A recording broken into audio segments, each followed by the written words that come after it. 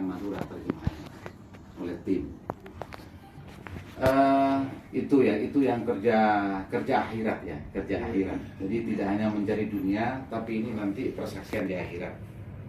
Itu siapa Pak Kamu tuh yang mentransit sini masuk begitu surga. Gitu ya. Gitu. Jadi pembaca juga diharapkan begitu. Jadi kampus itu menunjuk kerjasama untuk menggarap ini. Yang penting kita buat monumen. Perkara yang mau baca suruh belajar sendiri. Jadi nanti template-nya ada tulisan ayat, terjemahan ayat, ada tulisan carakan Madura. Gitu ya. Jadi program-program Pak Kematu itu terus berjalan, tidak bisa bekerja di sini, kerja di rumah masing-masing. Kalau ada emergensi kita ketemu setiap minggu atau setiap bulan sekali, gitu ya. Selain itu yang perlu dipahami oleh adik-adik, nanti akan ditambah oleh Pak Sastro, gitu ya. Saya berterima kasih banyak, masih ada anak muda yang peduli terhadap budaya Madura. Di Pamekasan yang resmi nampak itu ada 4 komunitas. 1 Pak Kematu sudah menelurkan Tuk Remek. Jadi Tuk Remek itu namanya dulu Melate Pote. Melate Pote yang buat juga Pak Kutua dengan teman-teman. Melate Pote itu berakem pecah dulu, muncullah Tuk Remek dan Abun Tuk Remek gitu ya. Tuk Remek itu ketuanya Bufat, dan Melate Pote itu temannya ada rombongan susulan tidak? Ya, ini Pak. Baik. Kamu. Mandiri Senom ya? Bukan. Oh iya. Mbak, minta tolong nih. Langsung ya? Iya. Enggak, mampir dulu. Ini Pak Hafid, ini Pak Hafid. Makasih ya. Iya, minta tanda terima tolong. Ini tanda terima. Minta tanda. Bu Miana. Ibu, maaf deh ya, ada rapat. Iya, tolong. Di titik ya. Kulit kita namanya. Iya. Diambil itu yang putih dikasih, undangannya diambil, yang putih dikasih. Ya. Makasih Mbak ya. Ya, terima kasih. Mohon maaf mengganggu, Mas. Enggak apa-apa. Makasih, salam ke Pak Dayat. Iya. Iya.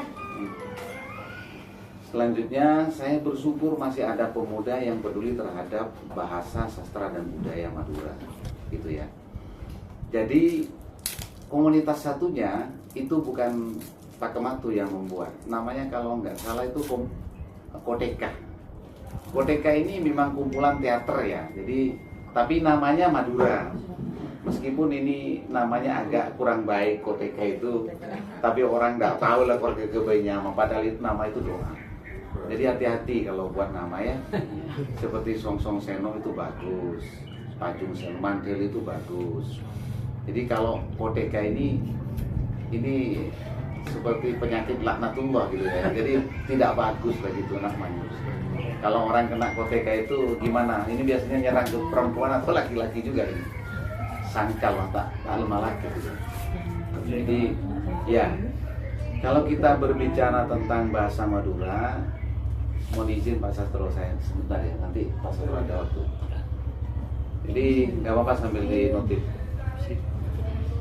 Dalam buku sejarah Madura itu memang yang nampak di Madura itu kalau dilihat dari Bendebese Situbondo ada 2 gunung, yaitu Gunung Pacudan dan Gunung Kikril. Ini itu menunjukkan yang sekitar itu lautan. Jadi menunjukkan bahwa Madura itu orangnya adalah masyarakat maritim. Maritim itu pelaut. Nah, mengalami transformasi sehingga bisa bercocok tanam gitu ya. Jadilah kolaborasi masyarakat maritim dan masyarakat agraris. Petani tembakau, petani garam, jagung, padi begitu. Kalau berbicara masuknya Islam ke Madura, tentu ini sejarah panjang ya.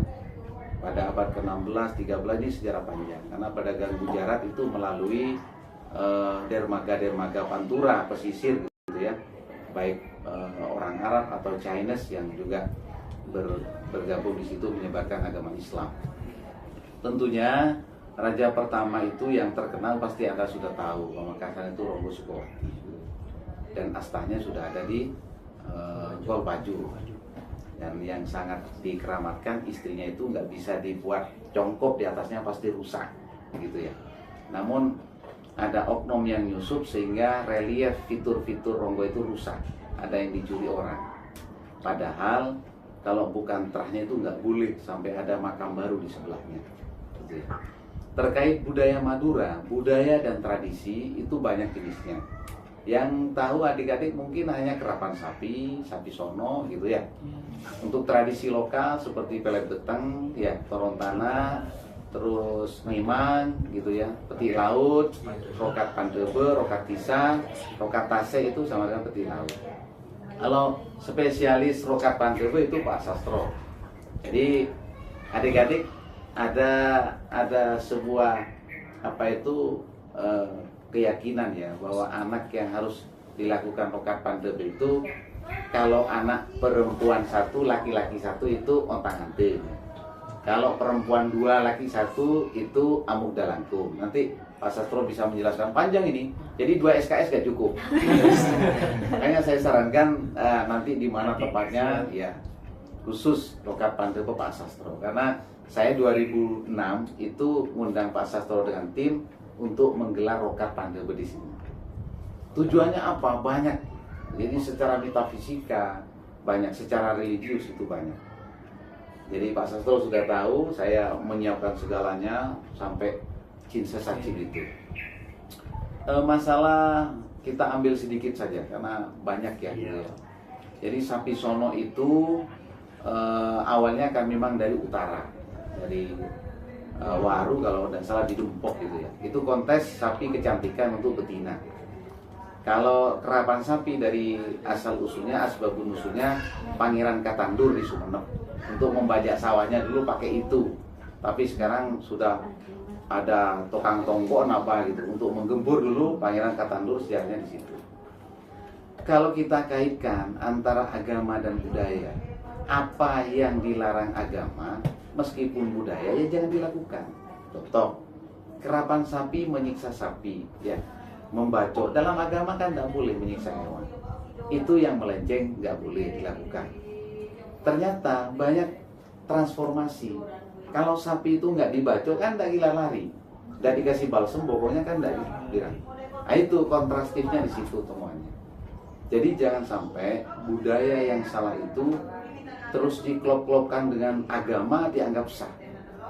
Kalau tidak boleh menurut agama ya jangan dilakukan gitu ya. Itu yang kerapan sapi. Masih banyak tradisi lokal. Pertanyaannya, kalau tradisi lokal itu tidak dilakukan, apakah salah atau kualat? Jadi bahasa itu bagian dari kebudayaan, hasil cipta rasa karsa manusia. Kalau Anda yakin kepada penciptanya ya sudah, nggak menyelenggarakan tradisi ini tidak ada masalah. Apa diatur dalam kitab ini? Ya kalau diatur ya laksanakan. Contoh, pelet betang. Ada orang tidak menyelenggarakan pelet betang betong bulenan, mungkin tidak punya biaya, sehingga hanya menyelenggarakan kehadiran ya, selamatan nasi berapa pereng gitu ya, ngundang kiai berlima, tidak ada masalah. Kalau memang tidak mampu gitu. Jadi jangan dipaksakan harus menyelenggarakan ini, karena itu masalah keyakinan. Tapi sebagai umat Islam, apa yang diatur di Al-Quran, Al-Hadis, silahkan dikerjakan. Tapi kalau tidak diatur, jangan dipaksakan dulu. Oleh karena itu, yang paling urgen bagi muda-mudi sekarang, bagaimana menggunakan bahasa Madura yang santun, yang baik di masyarakat, di lingkungan keluarga, atau di lingkungan pendidikan. Kalau saya amati kan belum bisa apa saya punten. Nah, jadi saya tawarkan mau bahasa Madura pun apa bahasa Indonesia full tech kan begitu. Ternyata memilih bahasa Indonesia. Ini berat bagi orang tua untuk mengajarkan kepada anak-anaknya. Mungkin saudara-saudara masih kasar bahasa Maduranya ya. Kalau bicara dengan teman-teman, banyak umpatan tabu yang sekiranya membuat orang tersinggung begitu ya. Jadi itu sekelumit tentang bahasa juga bagian dari kebudayaan, ini harus dilestarikan. Kalau ada pertanyaan, Pak, apakah bahasa Madura akan punah? Saya kira tidak. Ini benteng terakhir. Jadi kalau kita punya kitab suci Al-Quran, terjemahan berbahasa Madura, dan ini digalakkan di pesantren, dari bahasa Madura tidak akan punah. Yang punah hanya di perkotaan. Coba Anda ke pinggiran dan pesantren, itu tetap kokoh bahasa Madura. Bahkan ada jargon-jargon tulisan. Kalau bisa di Mandele Senom itu beri tulisan paribasan, ungkapan-ungkapan tradisional yang memotivasi teman-temannya. Nanti bisa konsultasi ke Pak Sastro, gitu ya. Apa jargon-jargon, misalnya ya, cek parocak, cek panyale, amik takok kasandengan anak TV. Nah, itu artinya cek lecalian orang, anak orang, takok mereka keduluan kabel TV, itu pasti itu. Jadi nggak usah ngejek-ngejek orang, lengalin orang, akan kena pada diri. Jadi jargon-jargon itu banyak, gitu ya. Ungkapan-ungkapan tradisional atau beburukan becek, cap-ocapan itu banyak. Dan itu mengandung makna filosofis, gitu ya. Jadi apa yang diungkapkan sesepuh mulai dulu itu larinya ke cap-ocapan. Ya. Jadi banyak yang perlu dilestarikan oleh saudara-saudara selaku penerus bangsa. Lakukanlah sering kajian-kajian kemaduraan, gitu ya. Kalau di artikel jurnal banyak di Google Scholar itu tentang kemaduraan. Saya ingin pemuda itu tidak hanya tampil literasi secara umum, tetapi tentang budaya, bahasa itu diperkuat. Masa tidak malu dengan orang Bali dan Jawa? Kalau dia ada tamu, kuat menggunakan bahasa Jawa. Pertanyaannya, mobilitas orang Madura itu bagaimana kalau di luar Madura? Saya beri contoh. Ke Malaysia 1 minggu, bahasa Madura hilang. Saya apa gitu ya. Jadi mobilitas. Jadi mobilitas etnik Madura tidak kuat. Ke Jakarta 1 minggu sudah bahasa Betawi. Ini mobilitas orang Madura ini tidak kuat. Tetapi kalau diukur dengan kekeluargaan, kekompakan, ketekunan, kegigihan, keuletan, itu orang Madura masih ulet, masih kompak. Tetapi mobilitas di era sekarang itu mudah luntur seperti itu. Ini yang perlu dijaga. Tetapi ujung-ujungnya kalau orang Madura ketemu orang Jawa, untuk sama-sama ngerti kan menggunakan bahasa Indonesia sebagai alat penghubung. Ya. Oleh karena itu kami tetap merawat ini Pak Kematu karena sudah bukan dikenal provinsi lagi, di pusat sudah tahu ya, Puslitbang itu sudah tahu, Kemendikbud sudah tahu ada Pak Kematu. Silakan adik-adik mengembangkan keilmuannya. Jadi Pak Kematu tidak punya unsur hal-hal yang jadi iri, tidak, bahkan mengajungi jempol kalau ada komunitas itu sama-sama bergerak di bidang kemaduraan gitu ya. Yang penting banyak konsultasi ya ke sesepuh, banyak konsultasi, artinya jangan mengabaikan sesepuh.